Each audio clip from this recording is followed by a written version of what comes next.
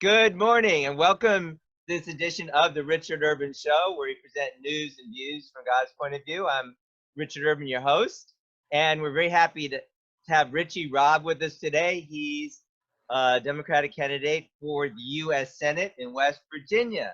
So please introduce yourself, and you can tell us about why you're running and about your family or anything you'd like to share to introduce yourself. Okay, well, thank you. Thank you for having me, Richard. First of all, I am a veteran. I'm a United States Army. I was awarded the Bronze Star in Vietnam. I was mayor of South Charleston. That's West Virginia's 10th largest city from 1975 to 2007. In fact, when I was during those years, we went back and forth with Martinsburg as far as being the 10th or 11th or 9th largest city. It varied almost annually. I serve on the State Democrat Executive Committee. I'm a practicing attorney. I am married. I have 2 children and a delightful granddaughter. Okay, that's great. So, could you tell us the 3 main platform points of your campaign, or 3 main things you'd like to let people know about your campaign and why you're running? It probably breaks down into this, Richard. Good jobs, good jobs, good jobs. That is my primary emphasis. Most of West Virginia has been bypassed by the national economy.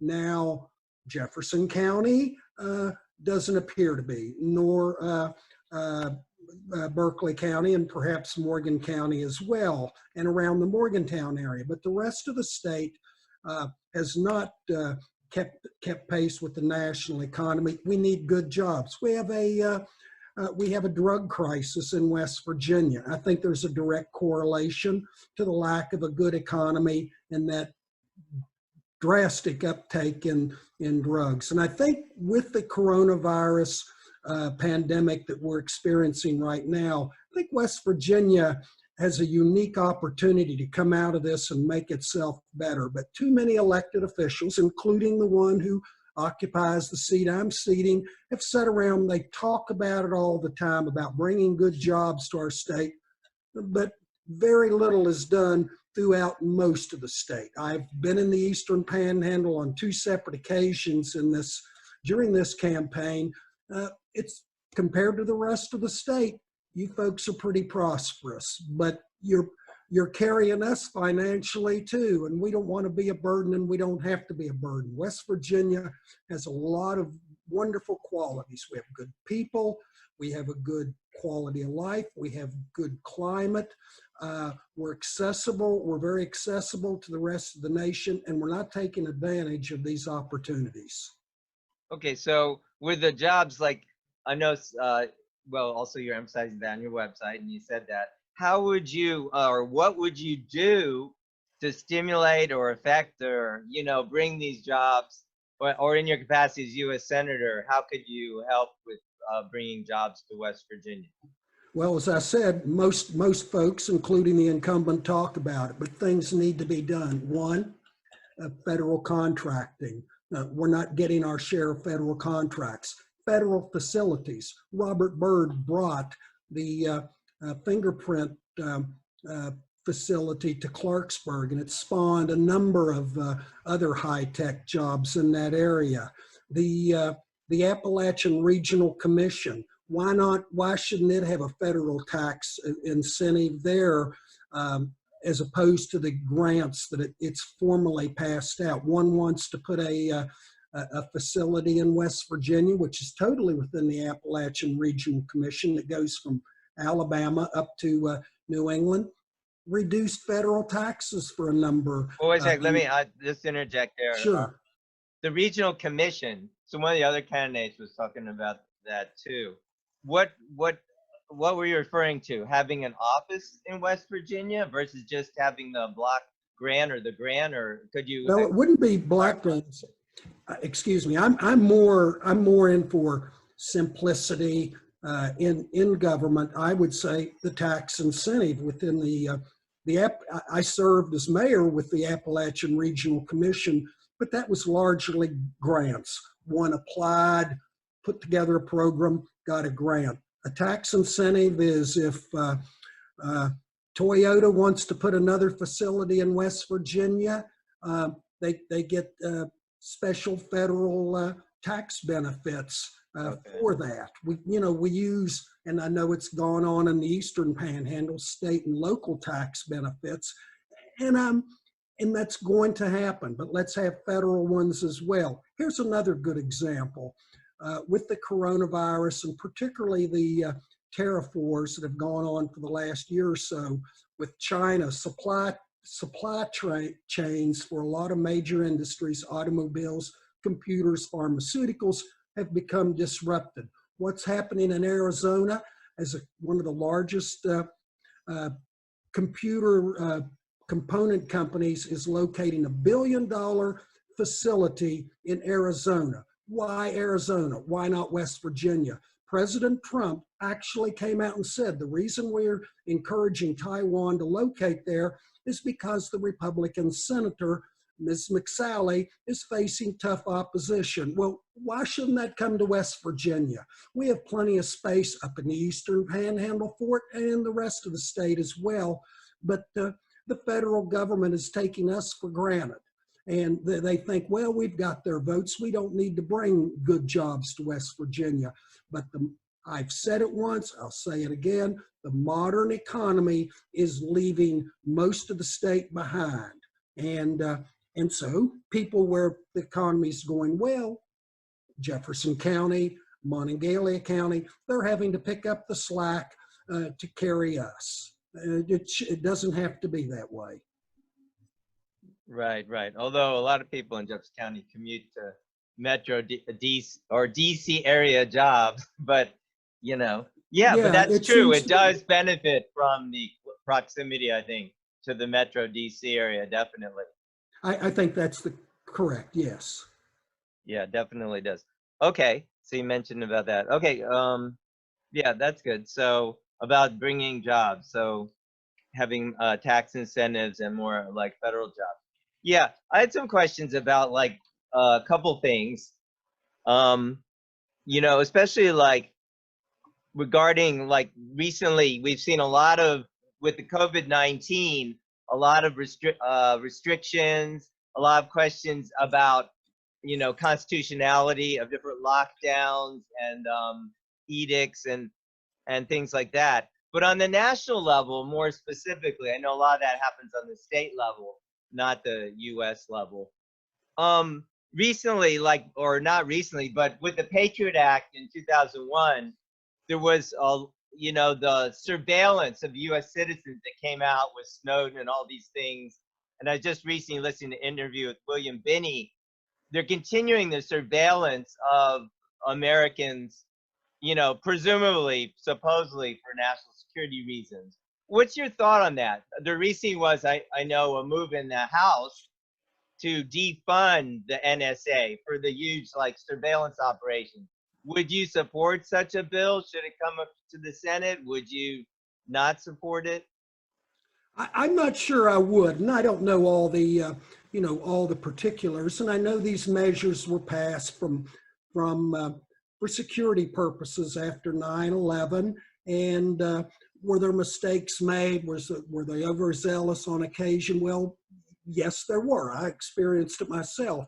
But now we're also going through a situation where where perhaps the surveillance needs to be done for healthcare reasons, and we've certainly made mistakes all across the board, including us as individuals responding to the COVID-19 pandemic. I would have to say, I don't want to sound like I'm punting or giving you the limp leg, but the devil would be in the details. And as far as I'm concerned, in details, we have too many details in the laws right now. We need to be more concise and more brief in everything we're doing in government. And I think some of these stimulus bills are running thousands of pages, that we need to simplify things. Okay.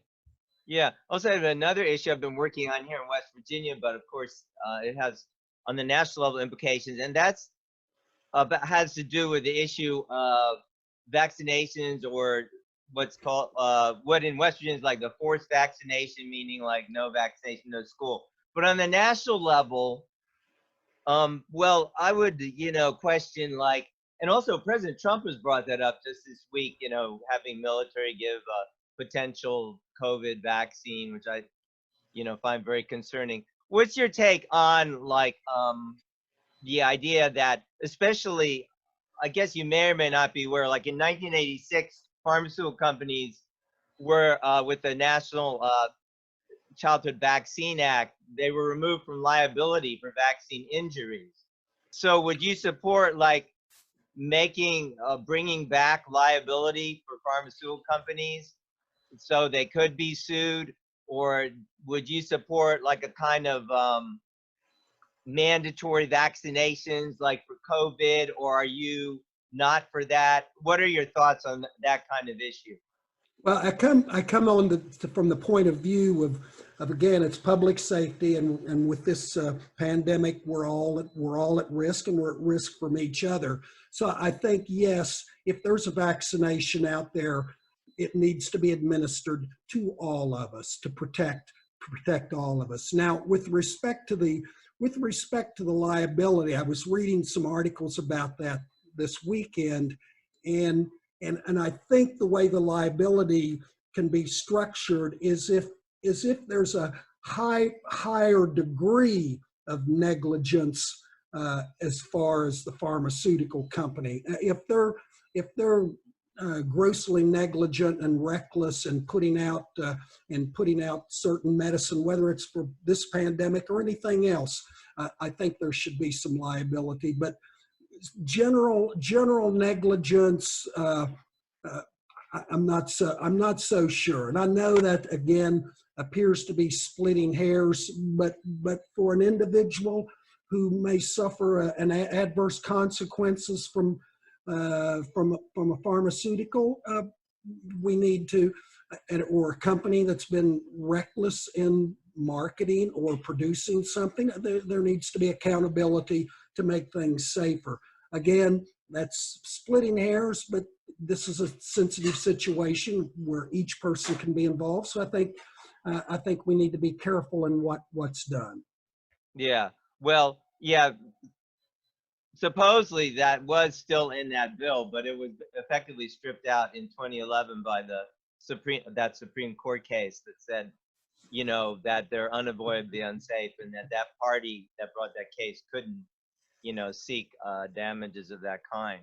So yeah, that's been a problem. We've seen a real proliferation of vaccines. But on that same kind of topic, as you can see, it's something that's close to my heart.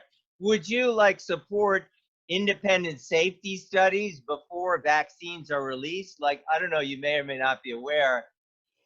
Interestingly, unlike other drugs, there's no like placebo-controlled studies against like unvaccinated populations versus vaccinated.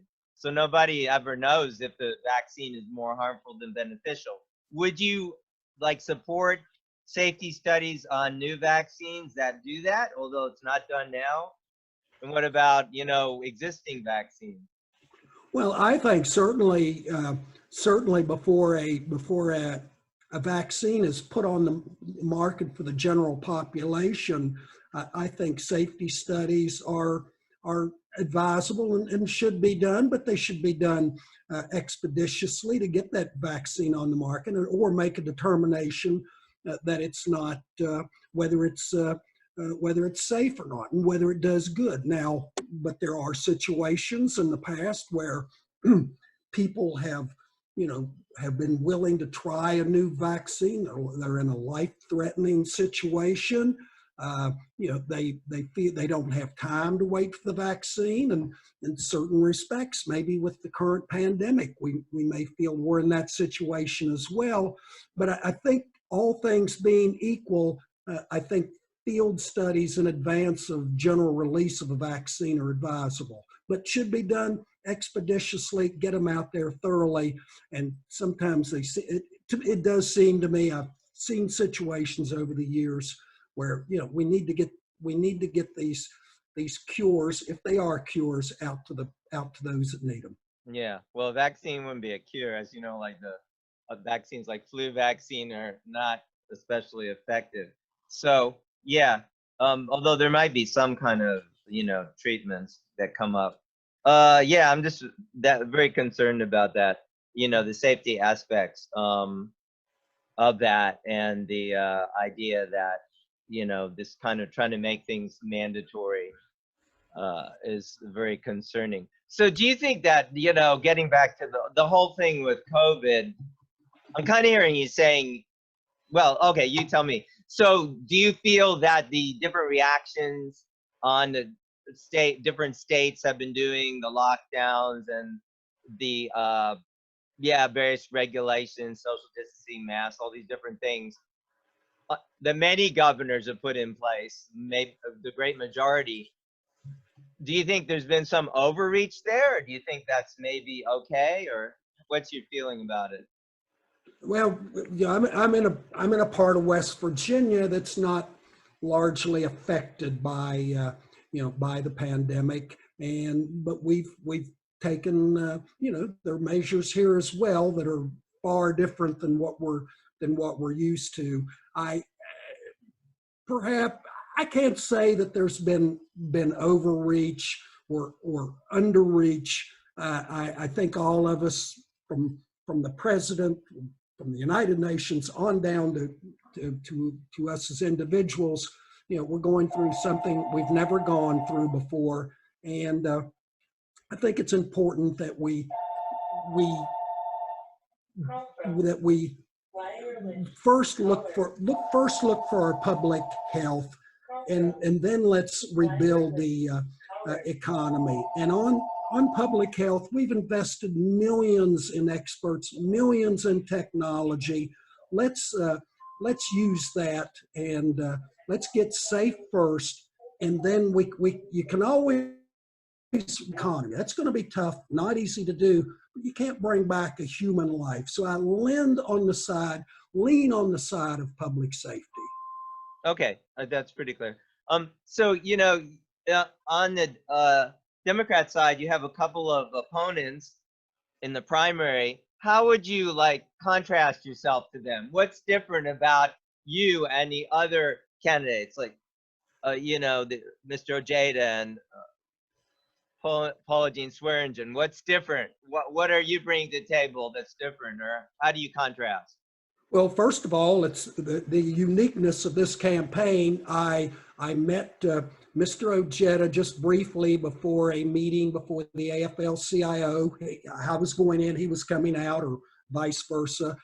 I met Ms. Swearingen several years ago at a state executive committee meeting. Those have been my only two contacts with both of them. I know very little about their campaign, but what I do know is I am the only candidate, including the Republicans, who's speaking about and has a plan and a willingness to work for good jobs in West Virginia, quality jobs, and no one else is doing that. And one thing about bringing good quality jobs is the main ingredient is the experience and willingness and doggedness to do it. And they're not only just talking in generalities about it, they don't have the experience, they don't have the willingness and the dedication to doing it. You know, I grew up in a prosperous West Virginia. It's not here anymore. Okay.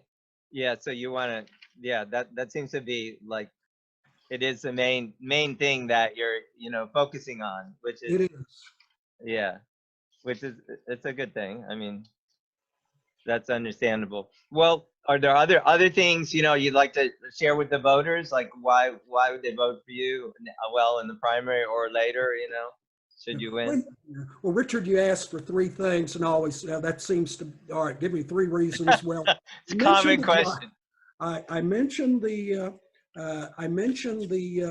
jobs, and I want to mention this too, is it appears in the economy that education is critical, and education is going to be a big factor in the new economy. I'm married to a school teacher, and education is going to change a lot with respect to those jobs. Even coming out of the pandemic, kids aren't in school. So I want to see education promoted in a visionary way. And a third thing would be medical care. I'm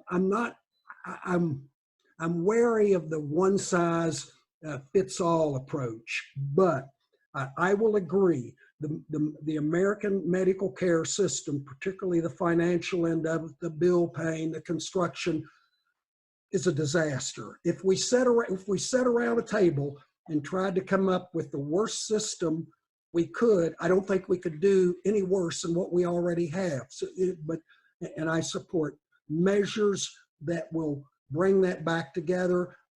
But I don't believe there's going to be a one size fits all or a panacea. I think the Affordable Care Act was a legitimate first step that did some good on pre-existing conditions and children under 26 and eligibility for Medicaid, but we need to build on that like we have on medical care and keep building, but we need to do it sooner than later. So those are some of my other issues. Do you believe in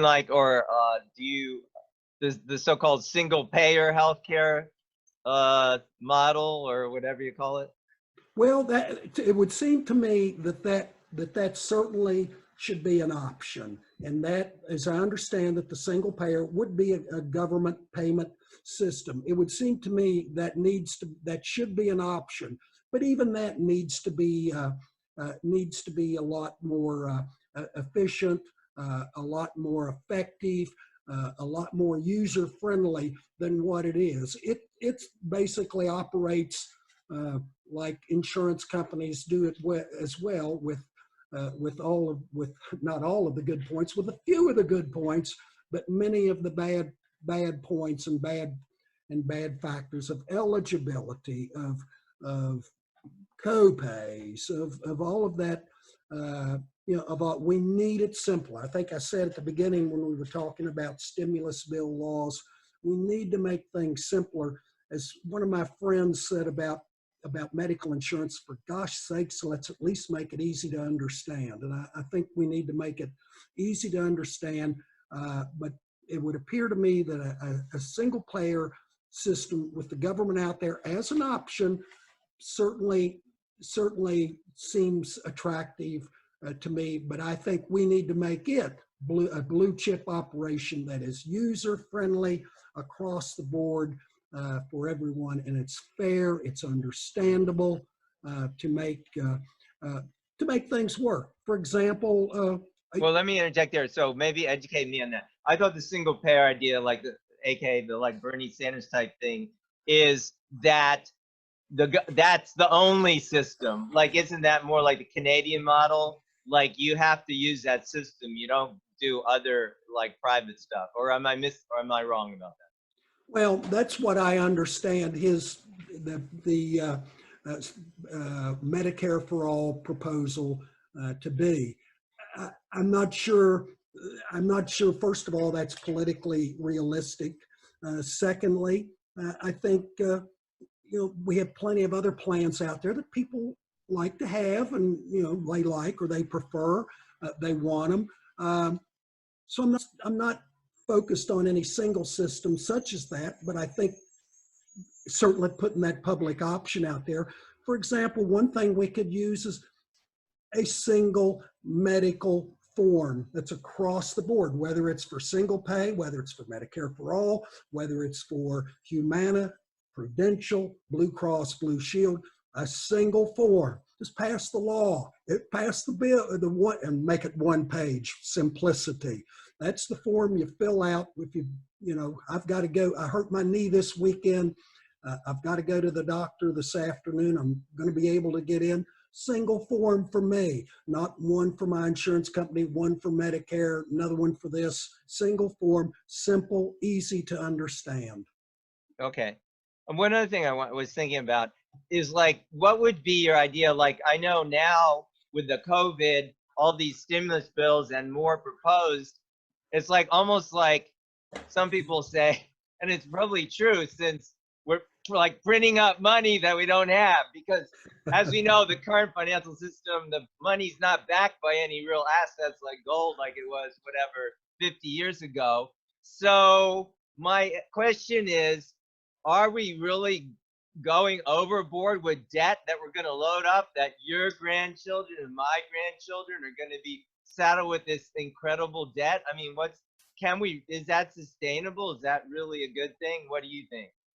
Well, I think it is a legitimate concern. It just seems like where it used to be from millions to billions, now we're in trillions under this pandemic, and it seems like we're still spending, but we may have to spend it.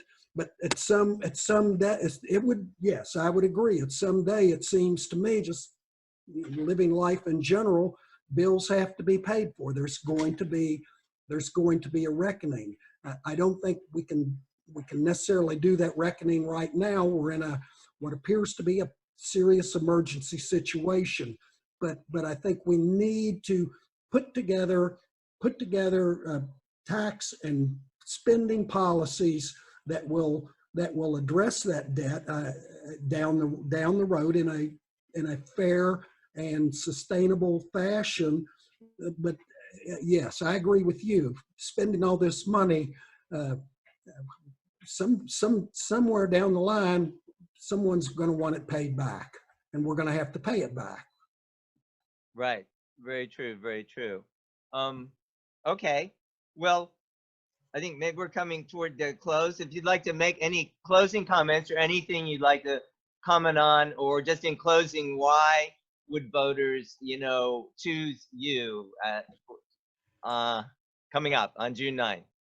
Well, I appreciate the opportunity to speak to you and the voters. Appreciate your questions.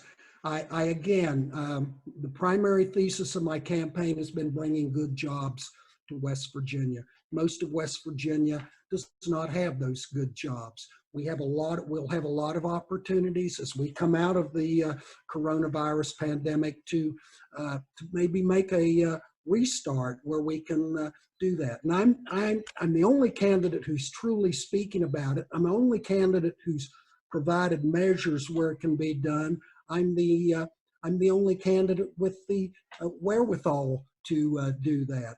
I have the experience from doing it in a town that was prosperous when I was mayor. It can be prosperous again. The state, it's hard for people in the rest of the state to believe. West Virginia was once a prosperous state. Well, it was, and it can be again. Our location is unique. We have you folks over there in the Eastern Panhandle near the Washington-Boston belt, or the Washington-Boston corridor. But we have people in the north near Pittsburgh and Cleveland. We're near Columbus and Cincinnati here in the Charleston-Huntington area. And the south is near Charlotte and Atlanta. We have a unique location. We have good people. We have a good climate. We have a lot of advantages that aren't being taken advantage of. And I'm willing to devote 24/7 as a United States Senator to do that very thing. Yeah, let me just ask one more thing. So you were indicating the former prosperity, so I think you mentioned about the opioid crisis, as a one factor, but so how do you I don't have figures in front of me, but feel free to share any that you know about, so would you say, you're mentioning, Senator Byrd in the past, 2 decades ago, the per capita income, or maybe child welfare, or how, and what are the measures and how are they different now? Are they much lower, or, per capita income or welfare? I know there's a lot of kids in foster care in West Virginia. Or how are you, I guess, coming up with your analysis, or just share the figures or your basis? Well, I don't have the specific data. It changes, but what was the Supreme Court justice who said, I know it when I see it, and I see it every day. I see dilapidated homes. I see children playing in yards who are, I don't see parents around when the children are playing there. I see people in driving cars that aren't in good condition. Virtually the free and reduced lunch programs that are based upon family income are over the top in most of West Virginia. There is a direct correlation between our economic decline and the drug usage and the family disparities going up in West Virginia. And I want to take this opportunity to mention another thing in the economic toolbox of the United States Senator that I forgot to mention to you, and that's campaign financing. The way it works in the swamp, not about an hour from you, is when companies or special interests want something, they go into the elected official and, whether there's a wink and a nod, we want your vote, Senator, and there'll be campaign financing for you down the road. Well, I don't want that when I go into office. The company or interest comes into me, I'll say, look, I'll certainly consider your measure, but I want you to consider putting a facility in Ransom or Bolivar or Harper's Ferry or Martinsburg or any of the towns. I'm trying to think of some more. Hedgesville, Charlestown. In fact, I have a song about the Charlestown racetrack. You may or may not want that. I guess you know about the rock another one. That's been pretty contentious around here. Anyway, I'll save that for another day. Yes. Yeah. Okay. Yeah, you don't want to hear my singing. All right. Maybe you do. Yeah. So, okay. Yeah. All right. So, I was going to say, just maybe on a closing note. So the family breakdown issue, or would you say that, do you have any idea, like, and this, may not even be in the realm of what government could or should do, but would you agree or have any idea, like one of my theories, like I have a nonprofit that encourages youth to stay absent for marriage and, have a stable family, is that the family breakdown is kind of driving all of these kind of things you're talking about, poverty, or even as related to drug use. What could or should be done about that? Or is that even the role of government, or is it maybe a bully pulpit of some kind? How could we improve family structure, or is that even important in your view? That's a good one on the family structure. It has certainly collapsed or deteriorated since I was growing up, and in the last 20 or 30 years. Certainly the economy is part of it, but there's social measures too. Can government deal with social measures? I think it can help with the economy, definitely. Social measures, keeping families together, keeping stable families, that's a tough one. But certainly in education and medical care, not big picture, one size fits all things. Government can suddenly miraculously change that situation, but it can certainly make a contribution, and it should certainly help and not hinder. And many policies in the past have hindered, and government should at least be that should be a criteria for every vote that's taken in Congress, every measure that's taken in the White House. How does this help or hurt? Does this help our families in America? Because that's the bedrock of this nation. Okay, I think that's a good point to conclude on, if that's okay with you. Yeah, well, thank you for coming on today. And of course, we'll make this available, by video and podcast, and people can find the different interviews with the various candidates. And I hope those watching, make sure you vote on June 9th, and in the primary, and of course in the general election in the fall. So thank you for joining us today. Thank you for joining us. Also, we're very happy to have you, on the show today, Mr. Robb. And I am your host, Richard Urban, coming to you from historic Harper's Ferry. Thank you, and we'll see you next time.